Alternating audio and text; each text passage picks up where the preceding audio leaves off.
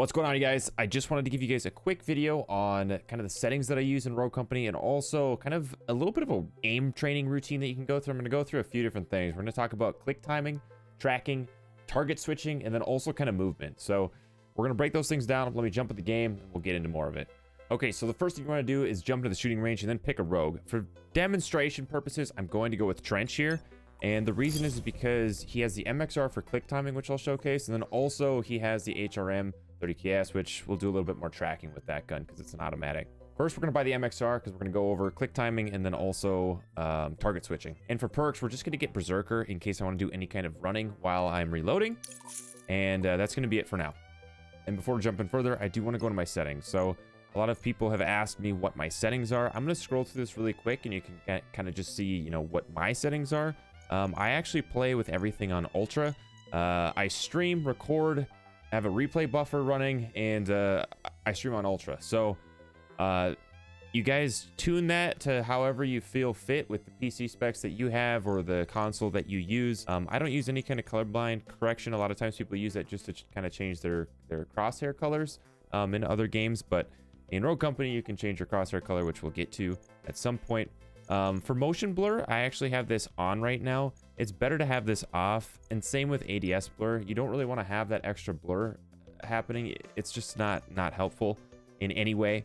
Brightness 50, Windows full screen mode, that's for streaming. If you are playing this on a PC, I would recommend going full screen mode. Audio, make it what you want. Obviously, I have music all the way down because I don't really care for the music in this game, and you really want sound effects to be very high. And then voice chat volume, you know, change how you see fit with the people that you're playing with. Now for movement, they've got hold to crouch. I have that off, hold to sprint off, but I do have auto sprint on so that I don't have to worry about hitting the shift button every time I try to sprint, or auto shoulder swap. I would keep this off. It's kind of buggy and kind of weird right now. If you're brand new to the game, maybe turn it on, but I still don't recommend it. Now we're getting into the real stuff. So mouse sensitivity, I have mine at 2.2. Now this doesn't mean anything unless you know what your DPI is. My DPI dots per inch is 1600. So I have a really high DPI relatively. And my mouse sensitivity to go with that is 2.2. Targeting sensitivity of 80, scope sensitivity of 40, and ADS mode obviously for hold, and then no inversion, and everything else is pretty standard here. So for bindings, I'm just gonna kind of scroll through bindings. You can check my bindings, pause the video if you want. But for me, kind of the big thing that I have is what's on my mouse. In every game that I play, I want to make sure that my mouse is kind of the most used button presses. So I have dodge roll on my mouse, and I also have toggle shoulder on my mouse. So I'm able to dodge roll with my mouse. I just click a button, and the same thing with toggling the shoulder, because those seem like they're the two main things you do all the time. I know some people will bind their grenade. I prefer to just hit G for grenade. It's a little awkward because I have to take a finger off of D, so I can't move right when I pull out a grenade, but that is just a sacrifice I was willing to make. And then for switching weapons, I actually use scroll wheel for both of them, and then V for melee. My ability is bound to Q, and then for weapon swaps, I pretty much just use my scroll wheel. I don't actually use the number key. So I've added my controller here, and these are my controller settings. Now, I'm not the best controller player. I did play for like 20 years on controller, but I haven't played Rogue Company a whole lot on controller, as you know. So here are my settings. I think the main thing that everything's default except for, where is it? Controls.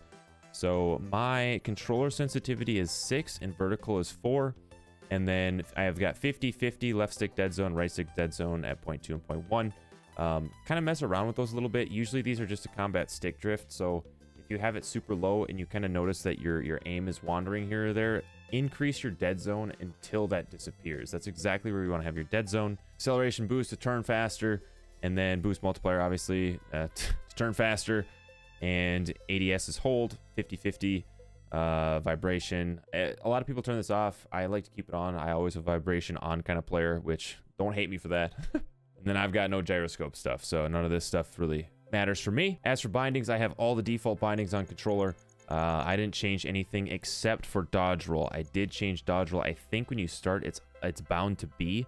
I changed dodge roll to the right thumbstick because when I'm in a fight and I'm aiming, I want to just be able to hit right thumbstick and keep aiming and not have to take my thumb off the thumbstick and hit B. Now, some of you might have paddle controllers, which you can do whatever the heck you want with the paddles. Do not listen to this guy. Do what you want with those paddles. You're probably already far exceeding the needs for this video. Oh, and one last thing I do want to point out, there is a swap gadgets. So a lot of people don't know this, but you can actually swap gadgets in this game. Surprise. And if you're on mouse and key, I have mine bound to 5. So if you're on controller, you click in on both thumbsticks. You push them both in, and then on mouse and key, you hit 5. And you can swap between the two gadgets. You can actually purchase both gadgets, upgrade both gadgets, and you can swap between them mid-match. A lot of people don't actually know that. For gameplay, I'm just going to scroll through this. I'm pretty sure everything I have here is default, except for my crosshair color. I have it as yellow. The only reason I have it as yellow is because that is the exact same crosshair color that I use for my aim trainer Kovacs. So that's why I have it as yellow. You can kind of change this to what you want. The whole idea is that it stands out and isn't too distracting, so change that to whatever you'd like, but you do have the option to change your crosshair color. Okay, so we're going to get into a couple different things here. So when you're aim training, what you really want to focus on are kind of 3-4 different things. The first one is click timing.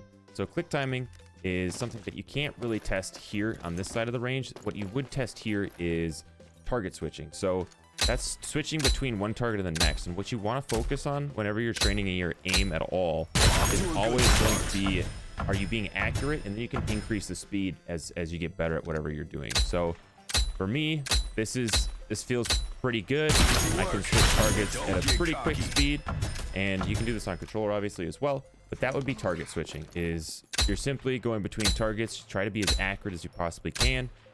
And with time, you'll get better. And yes, we'll cover movement really quick since we're right here. Rogue Company doesn't have a whole lot in terms of movement. Obviously, you kind of want to know how you're running around the map. Lines of sight are big, which kind of goes into game sense. Like if somebody's shooting me here, I want to try to get over here as quick as I can instead of just, you know, right here, because this gets me out of range of any kind of grenade. If you're wondering how I do this whole roll thing, where I can roll and then kind of like crouch slide, all I'm doing literally is you go on top of it. It has to be half cover. It can't be like full cover. You can't do it from up here. You have to do it from something that you can roll off of and keep your momentum. So if you can roll off of it and start running right away, you can do this. You just jump on top, you roll, and then you roll. When you roll the second time, you want to do is press whichever direction you want to go. So like here, I'll go back. See that? And then here, I'll go forward. This is what a right looks like. And then this obviously is what a left would look like. So it's very simple. It's called G sliding. You just roll, and then as soon as you touch the ground, you roll again. And then you also click which direction you can go. Very simple.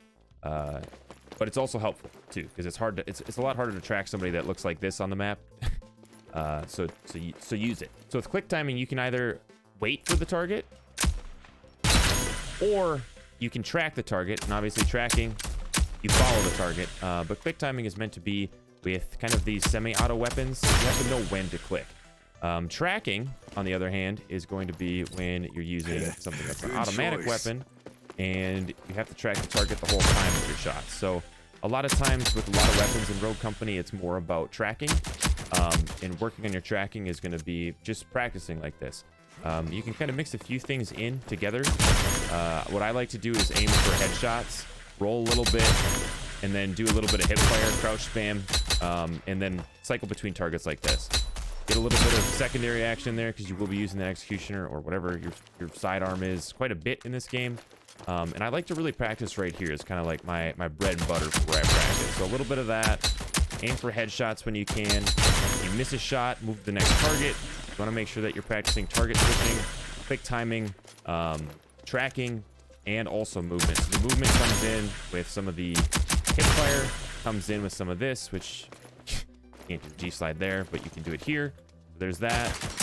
And then, you know, you want to add in some beatdowns, or if you have your melee, you can practice melee throws. They're not as effective anymore in Rogue Company due to the melee changes, but yeah, so that's kind of my warm-up, and I'll do this for maybe 15 minutes before I play, and it does actually help. Another couple things that you can do to improve your aim, which aren't actually playing the game. What I've noticed, I've done almost 50 hours of aim training myself, which isn't a ton, but I have noticed I have my personal records whenever I have a good night's rest, or right after I work out. So if I go for a jog or something, I actually am a lot more steady with my arms, and I don't know if it's because my heart rate is pushing blood through my body or what it is, but so if I work out, if I get a good night's rest, if I feel like I've eaten food before I start playing and I'm not like mentally fatigued, that's when I play my best. So those are kind of my tips. You've got the settings. That's kind of everything for me in Rogue Company. I'll have some more settings and kind of videos coming out soon, but hopefully this helped. And if it did, leave a like, subscribe if you like more content like this, and I hope to see you next time. Have a good one.